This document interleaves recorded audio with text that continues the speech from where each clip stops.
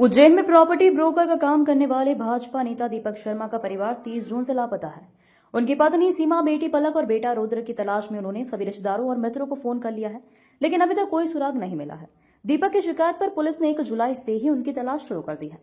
दीपक शर्मा ने पुलिस को बताया कि वह सोमवार सुबह 8:30 बजे अपने काम से घर से निकले थे और दोपहर में लौटे तो देखा कि घर पर ताला लगा था। पड़ोसी ने बताया कि पत्नी और बच्चे किसी रिश्तेदार की मौत की बात कहकर घर से निकले थे। दीपक ने बताया कि उन्होंने शाम तक इंतजार किया और फिर पत्नी और बच्चों को कॉल किया, लेकिन उनके फोन बंद मिले। दीपक ने बताया कि घर में रखे 4.25 लाख रुपए भी गायब हैं। शायद परिवार वाले ही रुपए लेकर गए हैं। यह रकम प्रॉपर्टी डील से जुड़े थे और उन्हें किसी को पेमेंट करना था। घर में कोई पत्र या नोट भी छोड़कर नहीं गए हैं। दीपक शर्मा ने कहा कि उनकी बेटी पलक 21 वर्ष भी उनके साथ है, जो हाल ही में 12वीं क्लास में फर्स्ट डिवीजन से पास हुई थी और कालिदास कॉलेज में उसका एडमिशन कराया था। दीपक ने कहा कि वह अपनी बेटी की चिंता से परेशान है और जल्द से जल्द अपने परिवार को ढूंढना चाहते हैं।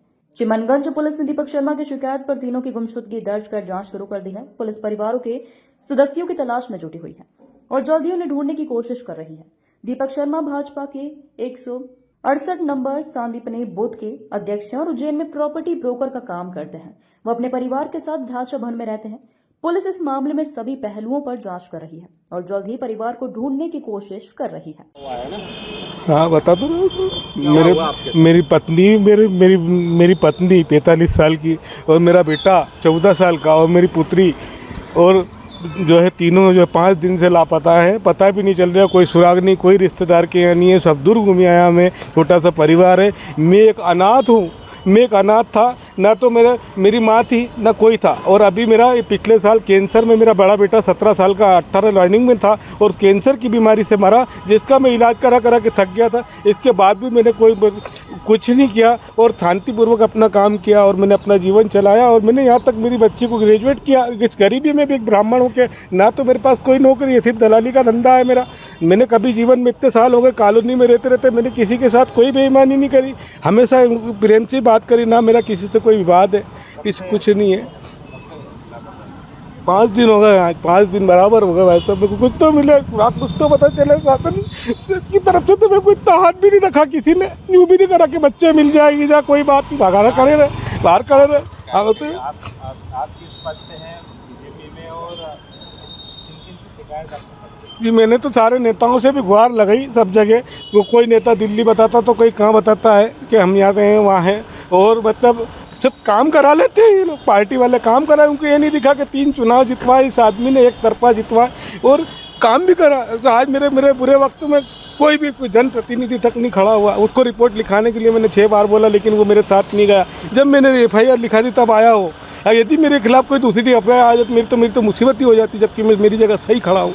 बताओ मेरी क्या गलती है? मैं तो मंदिर गया था, भगवान के चरणों में गया था, महाकाल के चरणों में गया था और मेरे साथ ऐसा हुआ। मैं शासन प्रशासन से सिर्फ न्याय व्यवस्था चाहता हूँ कि मेरा न्याय कर दो, मेरे बीवी बच्चों को ला दो। मैं एक बार चीख के कह रही हूँ, मेरे बीवी बच्चों को ला दो, मेरी बेटी को ला दो। मैं और कुछ नहीं चाहता हूँ। मैं बहुत दुखी हूँ, मैं अनाथ हूँ। हाँ, 4.25 लाख के आसपास केस भी था। मेरे लोगों का दलाली का धंधा है, तो वो भी गया मेरे पे। तो मैं चाहता हूँ शासन से चीख के कहता हूँ, मुझे मेरे बच्चे ला दो, मेरी बीवी ला दो। चीज कहता हूँ, मैं कुछ नहीं कह रहा हूँ। हाल फिलहाल में जिस पीड़ा से गुजर रहा हूँ, मेरी कंडीशन बहुत खराब है। मेरा कोई भी नहीं है आपका नाम? इस दुनिया में। मैं अनाथ हूँ। शासन से गुहार लगाता हूँ। मेरा बच्चा का कैंसर में मर गया, उसकी भी गुहार लगाता हूँ कि मेरी तरफ। क्या मामला है? ये ढांचा भवन में दीपक शर्मा नामक व्यक्ति निवास करते हैं। उन्होंने 1 तारीख के दिन अपनी पत्नी के गुमशुदगी की उन्होंने रिपोर्ट चिमनगंज में दर्ज कराई। हम लोगों ने गुमशुदगी दर्ज की है, ढूंढ भी रहे हैं।